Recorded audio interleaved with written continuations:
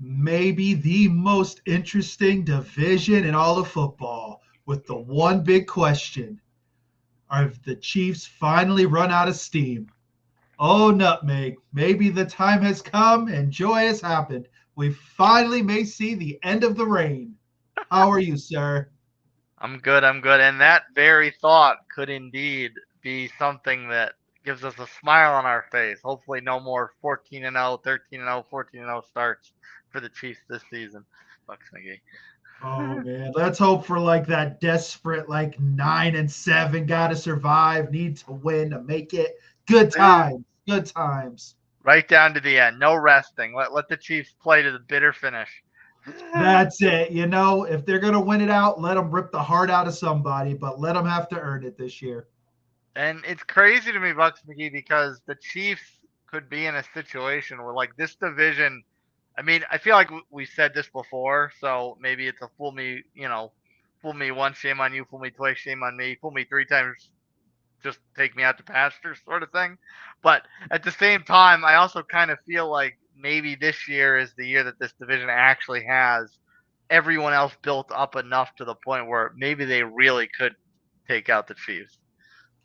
You mean no last minute wins, no blocked kicks, none of this, lucky sprinkle, lucky pixie dust on the season? This there's no anger or bitterness. Hey, No, the Chiefs no. deserve their flowers. But at the end of the day, this could be it. Like the other teams in this division have really, really gotten it together, and the Chiefs are in for a fight. Like, I don't think you can sit there and honestly say without a shadow of a doubt they're winning the division and they're a lock for a 1 or 2 seed, especially the AFC as a whole, but especially in this division.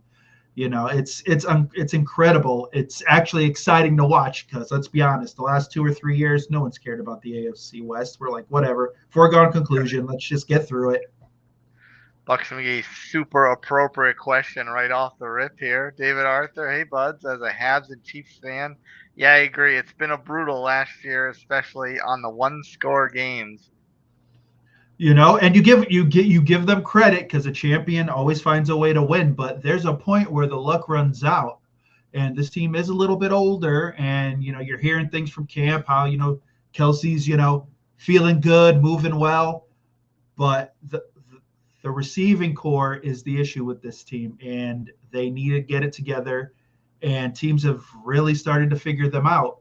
So it's going to be funny if it's going to be run heavy, depend on the defense and just hope for the best, because I think the Raiders are going to be interesting in this division. The Chargers, I think, have finally figured it out. Maybe I'm just praying and guessing. I don't know. Well, let's get into those receivers because that is one of our topics of note to talk about the Chiefs. Chiefs, Chiefs, Chiefs. Chiefs. sorry, sorry, no, Freudian slip there. Um, Obviously, the big question mark with their receiving core is Rashee Rice, his legal issues, and Mm-hmm. whether or not he's going to be available, if he's going to be available at all, if he's going to be suspended.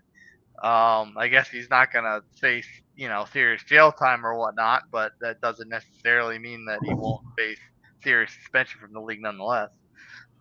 Well, from what I've heard and what's going around is it's the end of September where he faces disciplinary from the league.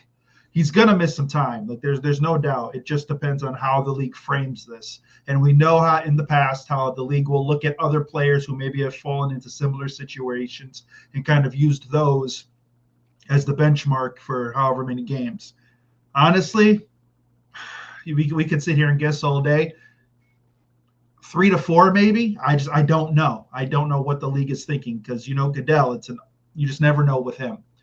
Um, you don't. I think he just sticks his hand in a bag, pulls out a number, and says, "This is what we're going to go with." Yeah. He does have to serve some time. I think it's like 30 days or something like that, and he can pick when he does this, so he can do this after the season's over. So it's not like he's going to do actual jail time. Yeah. And so I think that's going to be the key to it. The big question is the rest of the receiving core. Xavier Worthy, great talent. But the guys right now, to me, is just send him streaks. Like, how's his route running? He really needs to show out this year. Hollywood Brown's got to stay healthy. And then after that, you're like, okay, who else is there? Is Noah Gray going to be the guy again this year?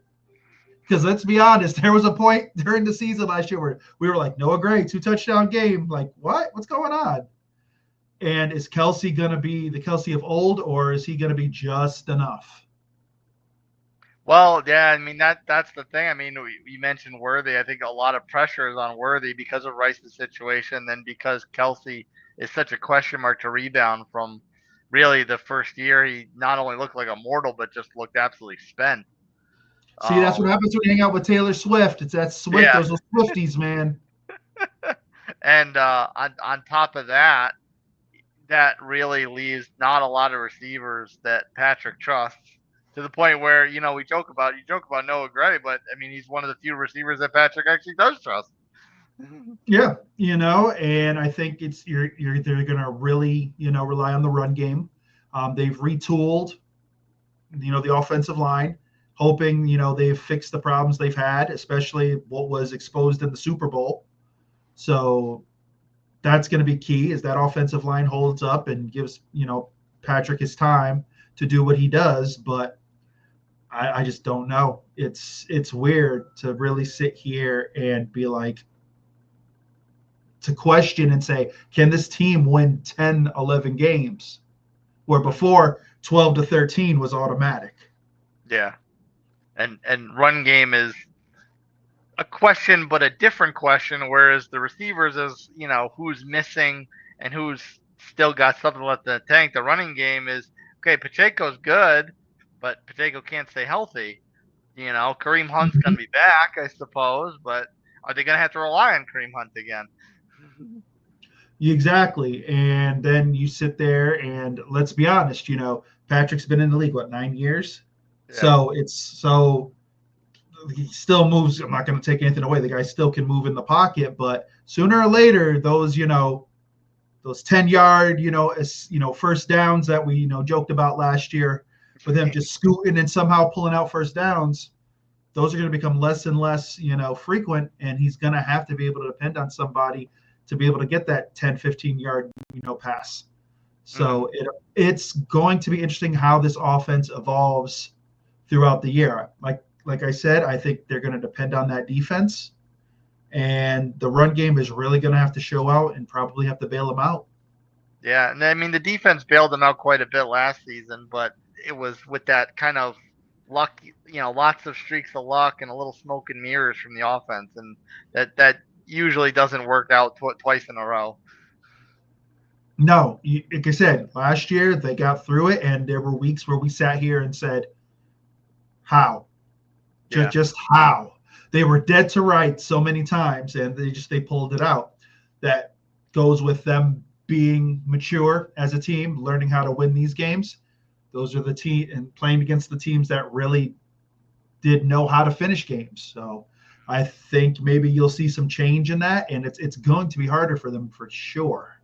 Yeah, it's funny how both the Eagles and the Chiefs kind of both ran it back, but the Eagles are in such a more confident position right now than Kansas City is. AJ Brown, you got AJ Brown, Smith, they've got a complement of weapons. If the run game falters and Saquon, maybe only runs for 1,100, 1,200 yards, Jalen can throw the ball. He's got the guys. Whereas you look at the Chiefs, Pacheco's good, but like you said, he can't stay healthy. And the wide receivers, are they really talented, or are they just a product of how Patrick maneuvers in the pocket, gets open, and they just figure it out? The game, the game plan. So our game to watch for the Chiefs is a couple games, and it's usually because the Chiefs, we've gotten to the point where we just judge them by how they perform against their contemporaries. So they do play Baltimore, they do play Buffalo as per usual. They get the Ravens super early in week 4 at home. So that's a test right away. The Ravens have to prove that, they can do something in the playoffs. So this is probably a lot more pressure on the Chiefs than the Ravens. And then they get their usual Bills game before the bye in week 9, before the bye week, and this one's on the road. And this is always the funny one because the Bills always beat them in the regular season, and the Kansas City always gets revenge in the playoffs. So this is an interesting 2 games to judge the Chiefs by because they get them both early. There's not One's right in the middle of the season and one's very early. So, and the Chiefs are always that weird team early on because they take a little while to get going anyway. So if they get walloped by both these opponents, is that going to be a fair barometer of the Chiefs given the fact that um they don't usually get going super early. No, I think if they lose both of those games, that's serious. Like it's one of those things where don't forget, they played Baltimore somewhat early, and that was the Isaiah Likely toe game. Yeah, opening night. It was a toenail difference between a win and a loss. So no, I think the Chiefs understand that, especially if you want that number one seed, because everyone knows number one seeds out of your conference, that's gold. You're Yeah. sitting at home. You're sitting at home. You want that. So they know that they may be able to survive losing one of those games. I think if they lose both of those, that's a tough mountain to climb. Yeah, and don't remind me of that Isaiah Likely game because after that he did absolutely nothing for my fantasy team the rest of the season. Um, Oh, so, Isaiah. and we don't want to forget that Lions game, but I feel like with the Lions, yeah, that's a big test. But the Lions, I feel like even losing both coordinators are still pretty close to the top of the NFC, and the Chiefs are only really close to the top of the AFC by reputation, not so much by amassing of talent. Again, I don't want to disrespect the Chiefs, but at the same time, I don't really see them as the same. And on top of that, if they were to lose to the Lions, that doesn't really hurt them in their race to the playoffs because it would be an NFC loss. Not true, but it's also one of those things where how the NFL does that whole schedule thing where first to decide tiebreakers, how many bananas did you eat last week, and then if you guys are tied with that, then they go to what's your favorite pizzeria. Like there's so many sub levels that they're playing the NFC North, and if somebody somehow ends up one game better than them, that could be the difference if it gets that close. Yeah. So I just feel that, and especially I think a game like the Lions, they'd want to win just to kind of say, hey, don't forget us, because everyone's going to assume the AFC, they kind of rule the roost until otherwise. But to play the other conference and get a win against an elite team there kind of still gives them the cred they need. But like I said, losing to both Buffalo and Baltimore would be a hard pill to swallow. Yeah. Thank you, David, for all your comments. I do need a little ego boost every now and See that? You thought people don't like you. Look at again. that. Oh, I know people don't like me. The ones that matter like me. I'll say that. That's all that counts. Yeah. All right. Next up, we have the Chargers. This is an interesting one because I figure at some point the Chargers are going to step into that next up field and take something. But as we know, the Chargers historically are always they get up to that, oh yeah, we're right there, and then they fall right back into choke city year after year after year after year. This is an interesting year for the Chargers because it's year 2 in Harbaugh Bowl. Herbert kind of was there, but he didn't really take off to me.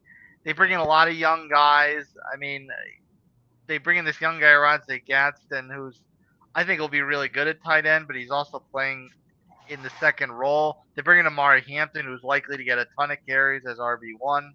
Uh, so I mean, I think there's a lot of young things like Lad McConkey. Lad McConkey had a huge rookie year, gonna have probably put up even bigger numbers now. So I feel like there's a lot of good things for the Chargers, but it's always just like that what if and just waiting for them to choke.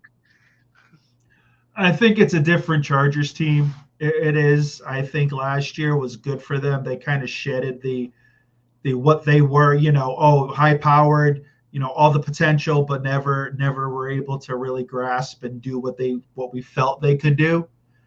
Mhm. They also brought back Keenan Allen, which I think is nice, a little security blanket. I think this team is gonna. I think this team's actually gonna do something this year. I think at this point they just they believe in Harbaugh. They're like, okay, we believe. You've shown us the way. Let's do it. They're going to be a run heavy type team, which I think helps Herbert. He doesn't have to be the guy, and I think that was part of the problem when he first came in. It was okay. You're talented. Yeah, you're going to throw for over 4,200 yards, put up 30 plus touchdowns, but we're still going to lose. It was like they'd score 35 points but give up 38, or they would choke at that. They would run fourth. They'd go for it on a fourth down when maybe they should punt. Like we're just trying to be too much, too flashy, and I think Harbaugh was able to strip it all down and say, okay, let's rebuild it. Let's go run first. Herbie, you're going to be able to work off of this, and we're going to find success. Yeah, he had a lot of hype behind him because he came in with this cannon arm and everyone's expecting, and then he winds up being the starter pretty early on because was it Tyrod that got hurt? Yeah, yep. The doctor put the needle in the wrong way, and all hell Yeah. broke loose, I believe. So I mean, there was so much hype behind him, and he wasn't exactly helped out being coached by Brandon Staley at the same time. But there was so much hype behind him, so it's almost like, and then he gets that big contract on top of it all. So it's almost kind of like you have to look at Justin Herbert's career as having like a 3-year mulligan to get to this Jim Harbaugh stage. Some of those guys like look at him now with fresh eyes. Yeah, it's almost like, okay, we had to pay. It was, you don't want to group them, but you almost have to kind of group them in that cluster of quarterbacks where it's like, well, there are no other quarterbacks, so we had to pay him, and he's got talent, but we haven't done anything with it. So I think this is it. Like he should be in a solid place, and they should contend. Like they really need to. Like at this point, they've got the young guys, they've got some veteran guys, they've got talent. It's just they've got to put it together. Yeah. And as far as their games to watch for the Chargers, this is interesting because their first part of the schedule up to the bye, it's really a kind of manageable schedule, and I really don't think that they can afford to drop any quote unquote easy games, winnable games, because Mm-hmm. their last 6 games, really their last 5 games, depending on what the Raiders do. But after the bye, they get the Raiders at home, and then their last 5 games is very treacherous. So if they are very average in their first half of the schedule, that could really doom them to close the season and in their hopes for a playoff berth. Because after that Raiders game, they've got the Chiefs at home. They've got the Eagles at home. They've got back. That's a Monday night game. They've got back-to-back road games against the Chiefs and the Cowboys. They've got the Texans at home, and then they finish the season in Mile High into potential flex game situations. And obviously, we expect, we'll get into the Broncos more in a minute, but we expect them to be pretty decent, and we expect the Texans to be a playoff contender as well. So this is so crucial for them to have a huge first half because Eagles, Chiefs, Cowboys, Houston, and Denver to close the season is not enviable whatsoever. No, not at all. And like you said, especially in this division with the Chiefs, because there is kind of the unknown now. Um, if you can start out fast, and the Chiefs and Raiders or such stumble, then you started off well, but then like you said, you finish off the schedule, and the Cowboys may be the only, you don't want to say a gimme, but might be like, okay, because at that point they've probably already imploded, and who knows what's happened with them. But everybody else, the Texans still have to kind of prove themselves. We're kind of giving them a pass because we felt, last year was an anomaly, but they've got to, pick it up.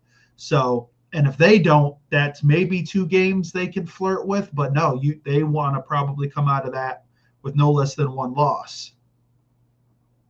No, yeah, exactly. And I mean, that's to come out of that with only 1 loss is rough because, like, at that point, like, who's the team they're going to lose to? If you say, okay, maybe they'll lose to the Eagles because they're the champs and whatnot. but that means they're going to beat the Chiefs. They're going to beat the Texans, who, like you said, are going to be proving themselves and fighting for their lives. They'll beat the Cowboys, who knows what that's going to be, and they'll beat Denver on the road in a probably going to be a huge divisional matchup that might decide playoff circumstances. Like, okay, if they lose to the Eagles, sure, but they are going to beat all four of those other teams.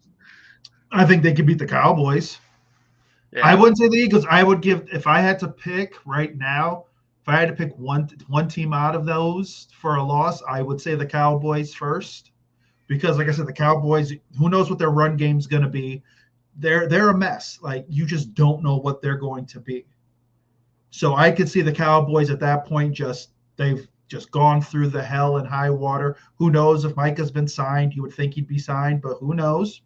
And that offense, yeah, there's weapons there, but who knows? Pickens might get mad. He might be benched by that point. So there's really uncertainty there. So I could see them taking it to Dallas.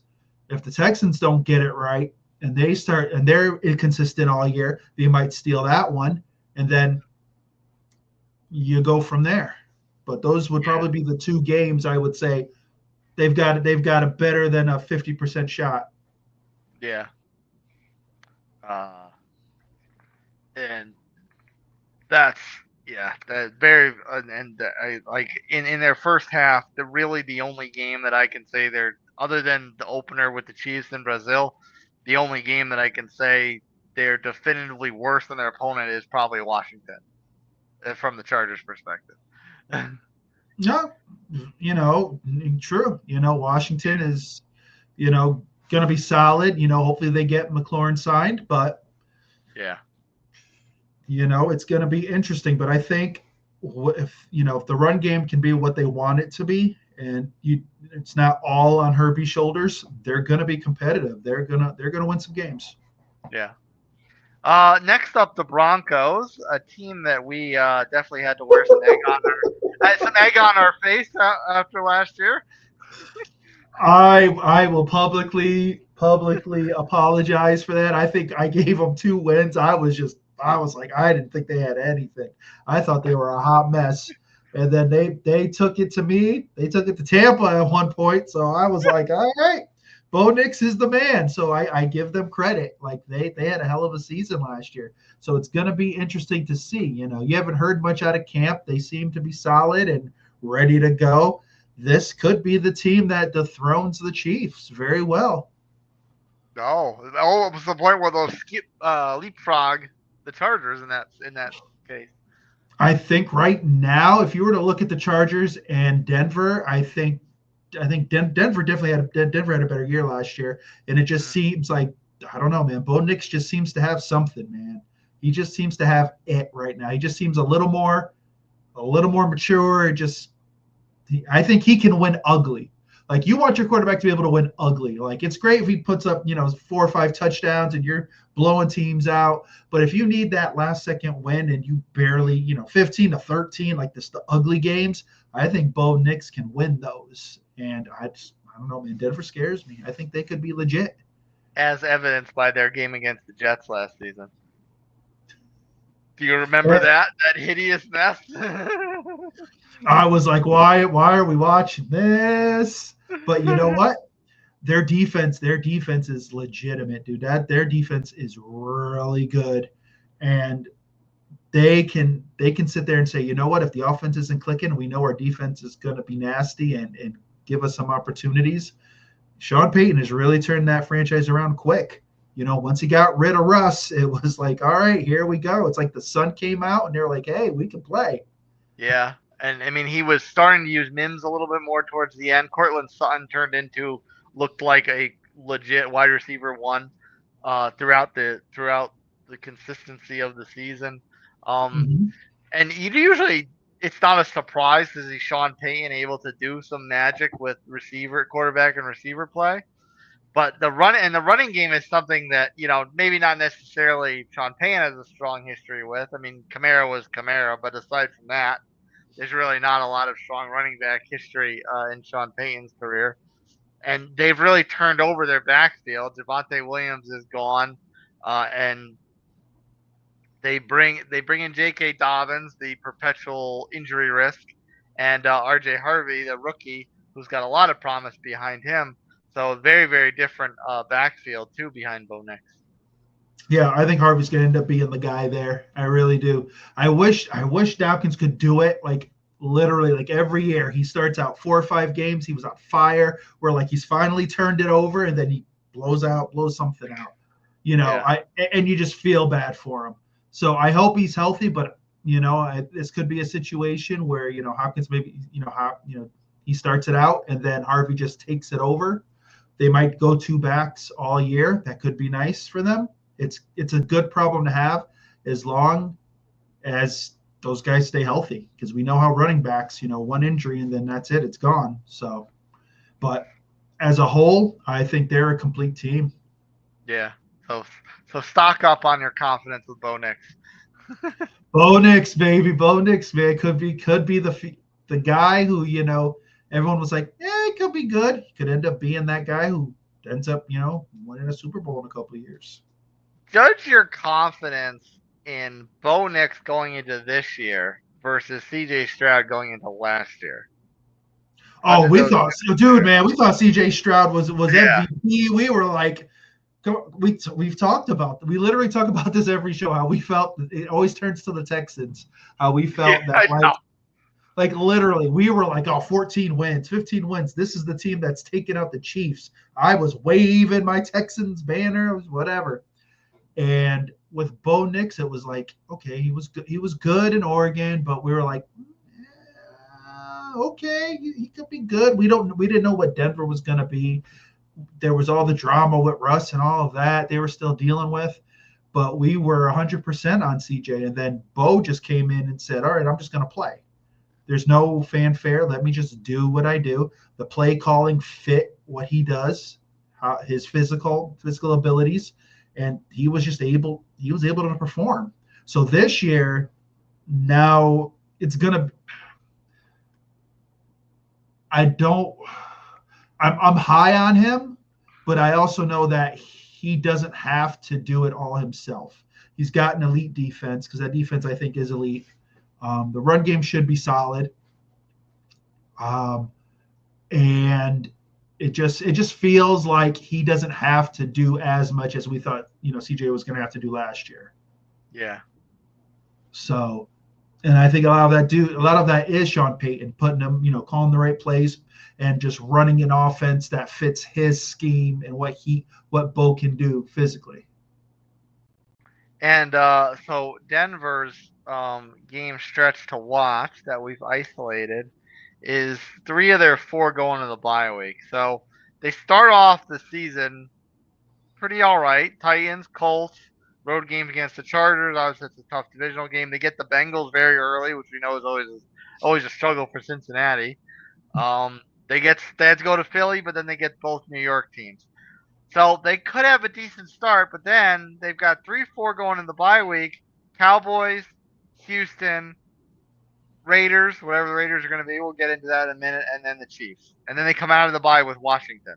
So this is a kind of a tough little middle to start of the stretch run that may or may not derail an otherwise fast start for the Broncos. See, with the Cowboys, I can't put them in that category of, oh man, you have to circle them on the calendar, because I don't believe in them. I really don't. I think that organization is a hot mess. Right, but even with the Broncos having an elite defense, they still have to figure out a way to take CD out of the game, or at least neutralize him to the point where he's not a game changer, a difference maker. They got Patrick Surtain. They got PS2. I'm good with that. And their linebacking crew is incredible. We don't even know if Dallas can run the ball. Like, let's be real. Like, is Deuce Vaughn going to be the guy? Like, let's be real about what the Dallas run game is going to be. They've got a lot of hodgepodge parts, but is their run game extremely strong? If that run game is not good, all they're going to do is pin their ears back. Yeah. And like I said, they've got questions. Pickens, guy's got great talent, but is his head going to be right? So they could scare him. I'm not saying Dallas can't win the game, but if I'm Denver, I'm like, all right, it's Dallas. Okay, what else you got? So Yeah. no, they're the Texans. Hopefully, they are who we thought they were last year. This year, Yeah. they minus the injuries. They've still got a couple guys nicked up, but I think maybe they learned from that. And they should be solid, so that'll be entertaining. Of course, it's like the second year of Bo Nix, and I'm thinking that Denver's going to be totally elite. Yeah, they're going to have some bumps, there's no doubt, but I think with the way they played last year, if they can carry that over, I think it's a manageable stretch. They could lose one or two of those games, but I don't know if it's like a murderer's row aspect of it. Yeah. I just think if they could start out strong, I think they're good enough where if they take a lump during that stretch of one or two losses, they could bounce back. And it probably helps them that they do have the bye week in between the Chiefs and Washington. Oh, definitely, definitely. And who knows? Maybe the Chiefs at that point have bottomed out and they're just a hot mess, and we're like, all right, dude, Denver by 3 touchdowns. Who knows? The line's like 11, and the Chiefs are desperate, and Noah Gray's the only offensive weapon they've got. We're hoping, but that's not going to happen. But I'm excited to see what Denver does the second year here with Bo Nix. They've got talent, especially on that, like I said, the defensive side. And if they have to, lean on the defense a little bit, I think it's going to be all right. And interestingly enough, we were talking about Washington in the previous show about are they worthy of the 5 primetime games? Looking at Denver's schedule, they've got 4 primetime games plus a national air game overseas. They've got their Bengals game is on Monday night early. They've got their UK game. They're playing the Jets. They've got a Thursday nighter against the Raiders. They got that Washington game on Sunday night, and then a Thursday nighter in their second Chiefs game. To the second to last game of the season. So the league also is feeling the Broncos a little bit on the primetime slate. They were, but they are helped by like some of those games. Like they've got the Chiefs one game, they've got Washington one game. So when it's a team and it's just like they're the headliner and like they end up playing like the Jets, I'm like, okay, you're feeling those guys. When they've got to play like the Jets and the Jags, it's like, really, did they really have to be on like Monday night with that? Come on. But I think when you play someone who can raise your level, like the Chiefs or Washington, okay, it's a little warranted. You're giving them a little bit of love. 4 games I can handle. I can say 4 is like my max. Washington with 5, I'm like, all right, now I think it was a little too much, and now we're, that's like shoving Daniels down my throat a little too much. Like he's talented, but I need to see a little more. I need to see another year before you're giving him the elite quarterback, complimentary 5 to 6 games on, prime time. Mm-hmm. But Denver was a surprise last year, and I think a lot of people can kind of feel that this team could be elite, could be a real, for years to come, be in the race for the AFC. So I'm all right with the 4 games because they have Washington, because they have the Chiefs. They've got a partner that they're playing, and that's like, okay, they're legit in a way. Yeah. And our final team of this division is one that is quite the interesting case this year because we're used to the, excuse my Chris Berman impression, the Raiders. We're used to them being a team that obviously always falls flat on their face, never lives up to any kind of expectation, whatever expectation the Raiders ever actually do have. But this is an interesting case study this year because in really kind of the first year of number 12 being up in the owner's box in whatever capacity he may be, Pete Carroll steps into Vegas for a kind of steady hand on an organization that never has a steady hand, never has any kind of consistency. And he brings Geno with him, so a veteran quarterback that's had a little bit of a resurgence of late in a few years in Seattle. So you've got a head coach and a quarterback situation that not only do they have experience together, but they also can kind of give a calming presence to a very otherwise volatile team most of the time. the Raiders finally have some hope, and it looks like stability. Like let's be real. The last like 3 or 4 years, there were little glimmers of hope. Mm-hmm. And they had Pierce coaching, and the players loved him. And when he first took over, they were it was that stretch where basically they were just god awful. They were able to turn some things around a bit, and then they gave Pierce the job, and then it just didn't work out. So here comes Pete, California cool Pete, with his surfboard and his mantras and his keeping it cool. And you bring Geno in, and Geno's legit. He's a solid, serviceable quarterback. They've got pieces. They really do. Jacoby Myers, I thought, was always a great receiver. I liked him in New England. I just think he was just there at a bad time when there was like nothing there. Who knew who was throwing him the ball? He's played like legit. He's played well being a Raider. You got Max there, Mad Max. They bring in the young kid, Ashton, there, who's going to probably get the ball 500, 600 times. Hopefully they don't run him into the ground. Yeah. And we know Pete loves his his kind of bulldozer running backs from the Marshawn Lynch beast mode days. Exactly. And it's interesting that the top two running backs in the rookie class both went to this division. You got Hampton with the Chargers. You got Ashton Genty here with the Raiders. And I was a little afraid for Ashton Genty going to the Raiders for obvious reasons, but at the same time, this seems like a pretty balanced situation. And like we said, with the stable leadership, that he actually could have the success that his talent would otherwise insinuate. Yeah. I think Pete is going to, they'll put in a plan where it's going to be balanced. Your first time and how long you've got like I said, a serviceable quarterback. It's not something that you're worried about. Now, mind you, I liked Uncle Rico there. He did his little bit there for his little bit of time, and then whoever else they threw in there, that after the Carr situation. Now they can throw the ball a bit. It's going to be interesting how the defense kind of steps up. I think after Max, it's okay. They've got some things that they probably have to work on. I'm not expecting them to win like 12 games. I think they're going to be a lot more competitive than they were last year. They may surprise a couple teams. But if you were to tell me they win, 8, maybe like 7, 8 games, I'd be like, all right, it's a good start. Like I think Raider Nation has a reason to be excited, but I think you have to temper it because you've got to give, I think you need a couple more pieces. And when your owner is, one of your minority owners is the greatest of all time, it kind of helps. He can come down, give a little words of wisdom here and there. He's got to watch himself because, he's got to be on TV on Sundays.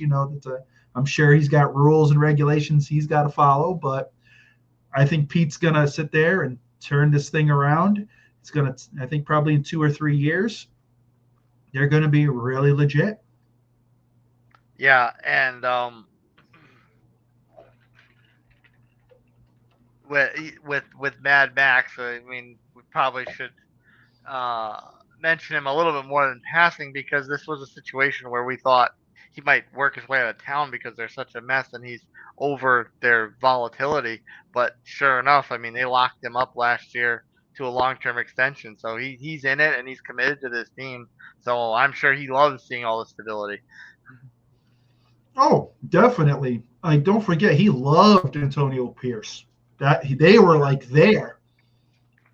So when all this happened and he's gone, Max is like, okay, what's going to happen now? They sign him, give him the contract. Max is like, okay, you guys seem to be really committed to this. So am I. But let me see what else you guys can do. And I think they've proven it to him. Now it's just saying, okay, what's real? What's the realistic goal for this team this year? As long as you're competitive throughout the season, I think that's what it's worth. I think that's what you want. But I think 7 to 8 games, okay, we're in a few of them. We might get our tails kicked in a bit, but 7 to 8 is a good start. Next year, 10 to 11, and then who knows after that. But Yeah, and maybe they get some Pete Carroll aura in a couple games, and they pull a win out of something that otherwise should be a loss. exactly. But then you kind of have to sit there and say, how long is Geno going to be the guy? Like, this is Yeah. where you've got stability now. But if you're looking that, well, we'll say 3 years, because I think Geno's probably got two solid years in him. The third year, so it's like, okay, what's Geno giving you? Is it time to say, okay, we got to start looking towards the future? What are we bringing in? So right now, it's let's get the ship stable. Let's get some consistency, but we are going to have to start looking towards the future a little sooner than probably we want to. But let's just calm it and see what happens. Yeah. And our stretch to watch for with the Raiders is the big hunk of meat in the second half. We have this labeled as 10 through 16 because they've got a bye week right in the middle of the schedule in 8. And week 10 through 16, they have a Thursday nighter in Mile High. They've got the Cowboys on Monday. They've got the Browns at home. They've got to go. They got to go to the Chargers. They got the Broncos again, this time at home.